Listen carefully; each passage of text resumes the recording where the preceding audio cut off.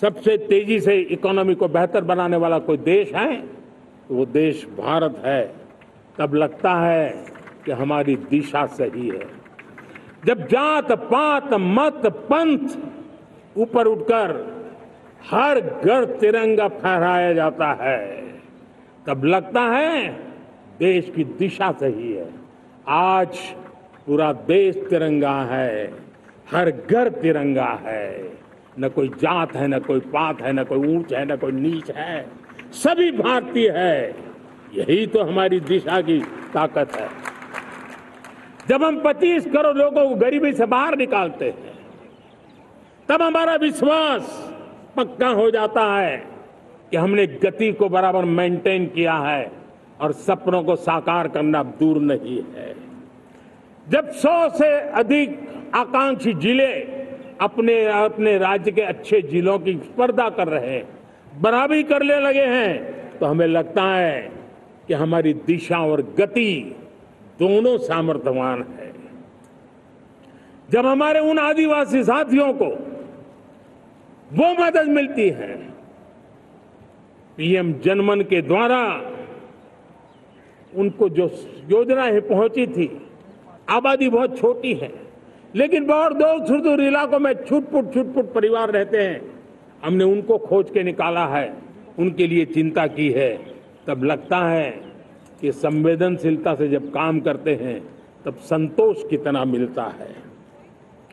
Working women के लिए paid maternity leave 12 हफ्ते से बढ़ा करके 26 हफ्ते कर देते हैं। तब सिर्फ नारी का सम्मान ही करते इतना नहीं है, नारी के प्रति संवेदनशील भाव से निर्णय करते इतना नहीं, लेकिन उसके गोद में जो बच्चा पला है ना, उसको एक उत्तम नागरिक बनाने के लिए माँ की जो जरूरत है उसमें सरकार रुकावट न बने, इस संवेदनशील भावना से उस निर्णय को हम करते हैं।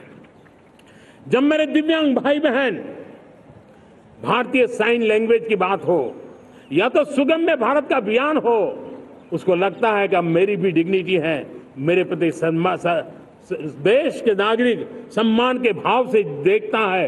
और पैरालंपिक में तो हमारे खिलाड़ी नई नई ताकत दिखाने लगे हैं। तब लगता है कि ये जो मेरा मम भाव है, हम सबका मम भाव है, उसकी ताकत नजर आती है। हमारे ट्रांसजेंडर समाज के प्रति हम जिस संवेदना के साथ निर्णय बना रहे हैं, हम नए नए कानून बना रहे हैं, उनको सम्मान का जीवन देने के लिए हम प्रयास कर रहे हैं, तब बदलाव की हमारी दिशा सही दिखता है। सेवा भाव से किए गए इन कामों का, जो त्रिविध मार्गों से हम चले हुए हैं, इन कामों का एक सीधा सीधा लाभ आज उसके परिणाम के रूप में हमें नजर आ रहा है। 60 साल बाद लगातार तीसरी बार आपने हमें देश सेवा का मौका दिया है।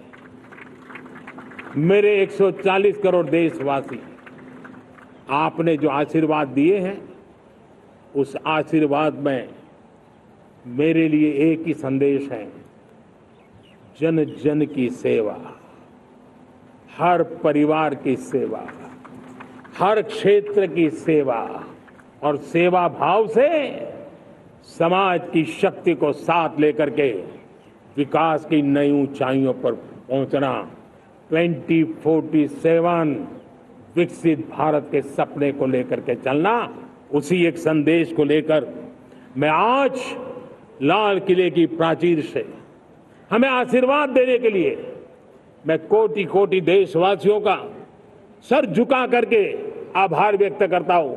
मैं उनके प्रति नतमस्तक होता हूं और मैं उनको विश्वास दिलाता हूं कि हमें नई ऊंचाइयों को नए जोश के साथ आगे बढ़ना है। हमें सिर्फ जो हो गया है वो संतोष मान करके बैठने वाले हम लोग नहीं हैं, वो हमारे संस्कार में नहीं है। हम कुछ और करने के लिए, कुछ और आगे बढ़ने के लिए और कुछ और नई ऊंचाइयों को पार करने के लिए हम आगे बढ़ना चाहते हैं। विकास को, समृद्धि को, सपनों को साकार करने को, संकल्प को लिए जीवन खपाने को हम अपना स्वभाव बनाना चाहते हैं। देशवासियों का स्वभाव बनाना चाहते हैं। मेरे प्यारे देशवासियों, आज नई शिक्षा नीति बहुतेक मात्रा में कई राज्यों ने उसको अच्छे इनिशिएटिव लिए हैं और उसके कारण आज एक 21वीं सदी के अनुरूप हमारी शिक्षा व्यवस्था को जो हम बल देना चाहते हैं और विकसित भारत के सपने के लिए जिस प्रकार से मानव समूह तैयार करना चाहते हैं, नई शिक्षा नीति बहुत बड़ी भूमिका अदा है। मैं नहीं चाहता हूं कि मेरे देश के नौजवानों को अब विदेशों में पढ़ने के लिए मजबूर होना पड़े। मध्यम वर्गीय परिवार के लाखों करोड़ों रुपया बच्चों को विदेश पढ़ने के लिए भेजने में खर्च हो जाए।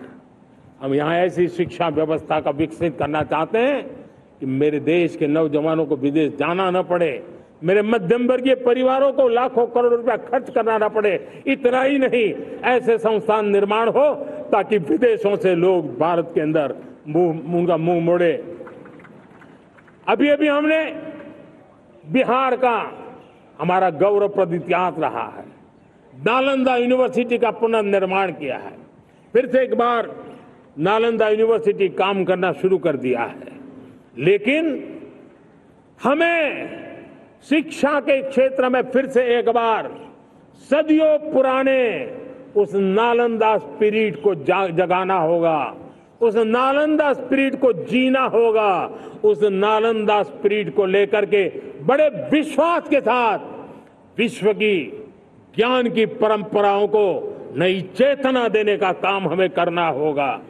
मुझे पक्का विश्वास है कि नई शिक्षा नीति ने मातृभाषा पर बल दिया है। मैं राज्य सरकारों से कहूंगा, मैं देश की सभी संस्थानों से कहूंगा कि भाषा के कारण हमारे देश की टैलेंट को रुकावट नहीं आनी चाहिए, भाषा अवरुद्ध नहीं होनी चाहिए। मातृभाषा का सामर्थ्य हमारे देश के छोटे छोटे गरीब से गरीब मां के बेटे को भी सपने पूरा करने का ताकत देता है।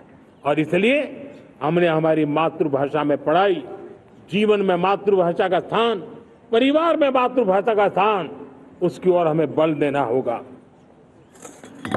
मेरे प्यारे देशवासियों, जिस प्रकार से आज विश्व का बदलाव नजर आ रहा है और तब जाकर के स्किल का महत्व बहुत बढ़ गया है और हम स्किल को और नई एक ताकत देना चाहते हैं। हम इंडस्ट्री 4.0 को ध्यान में रख करके हम स्किल डेवलपमेंट चाहते हैं। हम जीवन के हर क्षेत्र में, हम एग्रीकल्चर सेक्टर में भी कैपेसिटी बिल्डिंग करके देने के लिए स्किल डेवलपमेंट चाहते हैं। हम तो हमारा सफाई का क्षेत्र हो, उसमें भी एक नए स्किल डेवलपमेंट की ओर बल देना चाहते हैं। और हम स्किल इंडिया प्रोग्राम को बहुत व्यापक रूप से इस बार लेकर के आए हैं। बजट में भी इसका बहुत बड़ा, इस बजट में इंटर्नशिप को भी हमने बल दिया है ताकि हमारे नौजवानों को एक एक्सपीरियंस मिले, उनकी कैपेसिटी बिल्डिंग हो और बाजार में उनका ताकत दिखाई दे। उस प्रकार से मैं स्किल युवाओं को तैयार करना चाहता हूं। और जिसे कई बार, और दोस्तों, आज विश्व की परिस्थिति को देखते हुए मैं साफ साफ देख रहा हूं कि भारत का स्किल्ड मैन पावर जो है, हमारा स्किलफुल जो नौजवान है, वो ग्लोबल जॉब मार्केट में अपनी दमक बनाए। हम उस सपने को लेकर के आगे चल रहे हैं। साथियों, विश्व जिस तेजी से बदल रहा है, जीवन के हर क्षेत्र में साइंस और टेक्नोलॉजी का महत्व बढ़ता चला जाने वाला है। हमें साइंस को बहुत बढ़ देने की आवश्यकता है। और मैंने देखा चंद्रयान की सफलता के बाद हमारे स्कूल कॉलेज के अंदर साइंस और टेक्नोलॉजी के प्रति एक नई रुचि का वातावरण